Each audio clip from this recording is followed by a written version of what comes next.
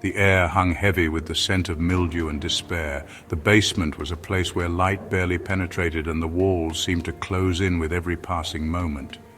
It was a world unto itself, separate from the reality above, a place where shadows danced and whispered secrets of the past. The dampness clung to everything, making the air thick and hard to breathe. It was a place that seemed to absorb all hope and joy, leaving only a sense of foreboding and unease. A single bare bulb cast long, eerie shadows across the cramped, unfinished space. The light flickered occasionally, adding to the unsettling atmosphere. The walls were lined with old, forgotten items, relics of a life that once was. Each object seemed to tell a story of neglect and abandonment. The floor was cold and unforgiving, a stark reminder of the harsh reality that Edmund faced every day. This was not just a basement, it was a prison, a place where dreams went to die. This was Edmund Kemper's world, a cold, windowless basement prison where his monstrous fantasies began to take root. The isolation was palpable, a constant reminder of his separation from the world above.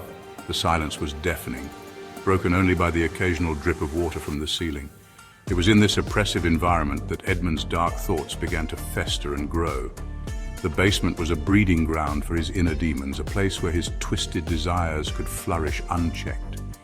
Even at a young age, Edmund was a giant among men, his imposing size a stark contrast to the small, confined space he was forced to call home. His physical presence was intimidating, yet it did little to shield him from the emotional torment he endured. The basement, with its low ceilings and narrow corridors, seemed to mock his stature, reminding him of his powerlessness. Despite his size, Edmund felt small and insignificant, a prisoner in his own home.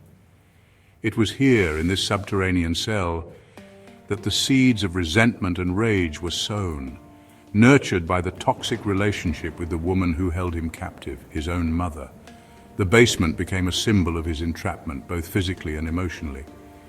Each day spent in that dark, oppressive space only served to deepen his hatred and anger. The walls of the basement seemed to echo with the sound of his mother's harsh words, a constant reminder of his suffering.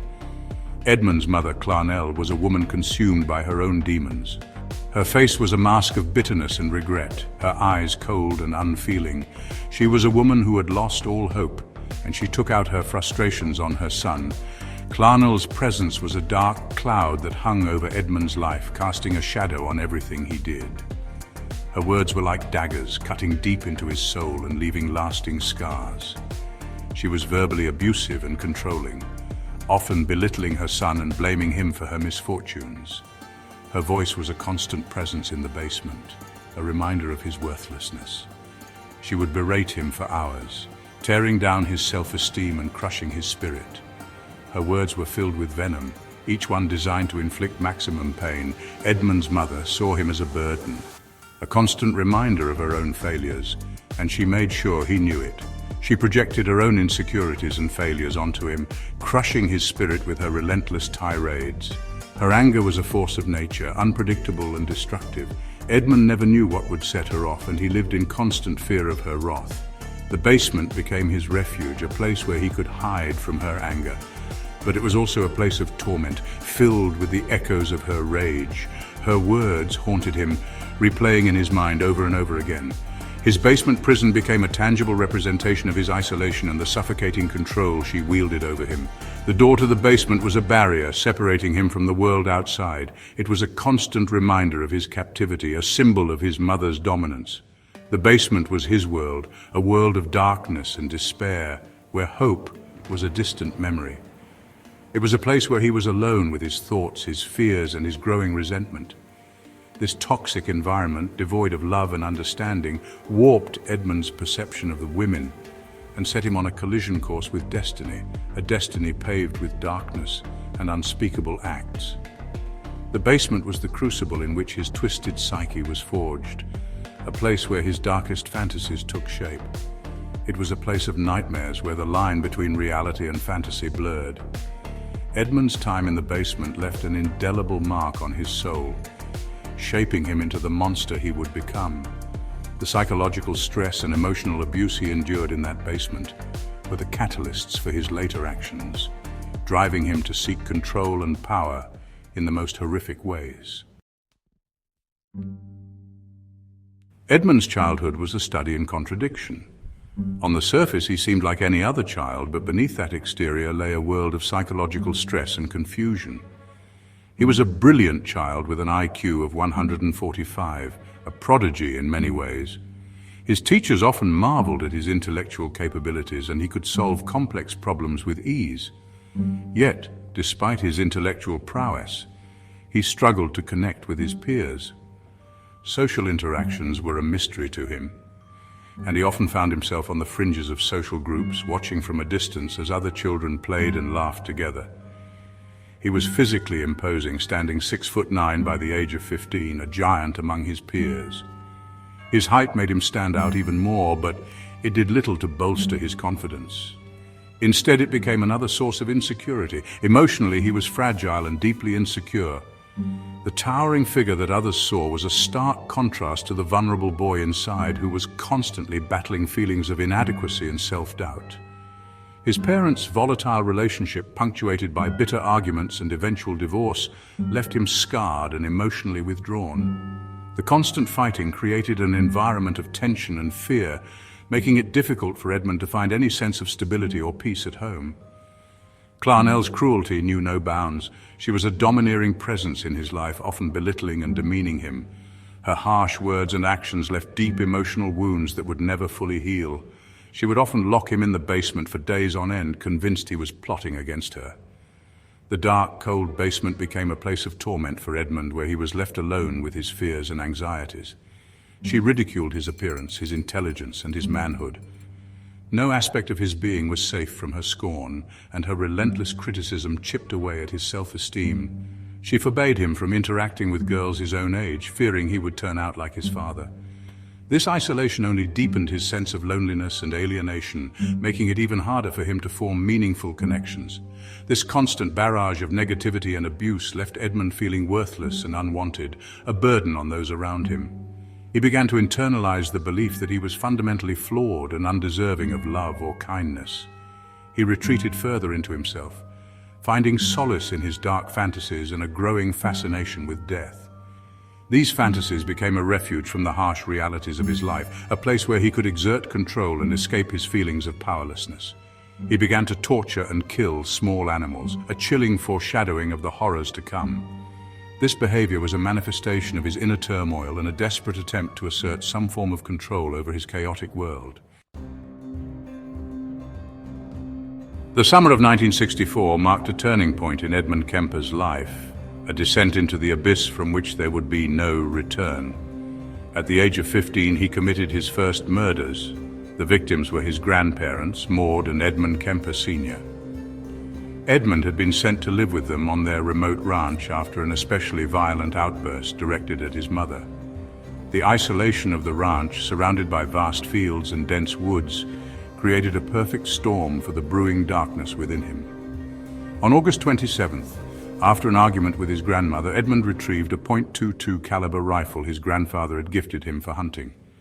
The argument had been trivial, but it was enough to ignite the simmering rage inside him. He shot Maud multiple times in the kitchen, a place that had once been the heart of the home, now turned into a scene of horror. The sound of the gunshots echoed through the empty house, a grim prelude to what was to come. Then Edmund lay in wait for his grandfather to return home. The minutes stretched into an eternity as he sat in the silence, the weight of his actions beginning to settle in. When Edmund Sr. walked through the door, unsuspecting and unarmed, Edmund gunned him down as well. The aftermath was a chilling tableau. Edmund later claimed he killed his grandmother to see what it felt like, and his grandfather to spare him the grief of finding his wife dead. But the true reasons were buried deep within his troubled psyche. The psychological stress Edmund experienced was immense. His violent outbursts, isolation, and strained family relationships all contributed to a growing storm within him. The argument with his grandmother was merely a trigger, unleashing the pent-up rage and confusion he had harbored for years. Edmund was taken into custody without resistance. His calm demeanor during the arrest and subsequent questioning was unsettling, a glimpse into the mind of a young boy who had crossed the line into monstrosity. The murders of Maud and Edmund Kemper Sr. were just the beginning. They marked the start of a dark journey that would eventually lead to more heinous crimes. The small community would never be the same, forever haunted by the memory of that fateful summer. Edmund Kemper's first kill was not just a moment of violence, it was the opening chapter in a story of unimaginable horror. The events of that summer would cast a long shadow over his life and the lives of many others. The psychological turmoil and unresolved anger within him were key factors that drove him to commit such heinous acts. After the murders, Edmund calmly called the police and confessed to his crimes. He was deemed legally insane and committed to Atascadero State Hospital, a maximum security facility for the criminally insane. Atascadero was meant to be a place of rehabilitation, but for Edmund it became a twisted classroom. He immersed himself in the study of criminal psychology, devouring books on serial killers and meticulously studying the doctors and staff. The psychological stress of confinement seemed to fuel his obsession. He learned how to manipulate the system, feigning remorse and progress in therapy sessions. He became a model patient, assisting staff and ingratiating himself with his therapists. He even convinced them to allow him to administer psychological tests to other inmates, giving him access to their darkest thoughts and fantasies. All the while, the psychological strain and his deep-seated motives lay dormant, biding their time, waiting for the opportunity to strike again. In 1969, at the age of 21, Edmund Kemper was deemed rehabilitated and released into the custody of his mother. Despite the warnings of some staff members at Atascadero, the authorities believed he posed no further threat to society. They were tragically wrong. Edmund's release marked the beginning of a terrifying killing spree that would shock the nation. He targeted young female hitchhikers, luring them into his car with his charm and disarming demeanor. He would drive them to secluded areas, then overpower them with his brute strength. He would often drive around with the bodies of his victims in his car, sometimes even returning to his mother's apartment, where he would dismember them in his room. He kept souvenirs of his crimes, collecting jewelry, clothing, and even body parts, which he would keep hidden in his room. Kemper's actions were driven by deep psychological stress and unresolved trauma. His relationship with his mother was particularly toxic, fueling his violent tendencies. He sought control and power, which he felt he lacked in his personal life, by exerting dominance over his victims. Understanding Kemper's motives requires delving into his psyche, where a mix of rage, fear, and a desire for recognition created a deadly combination.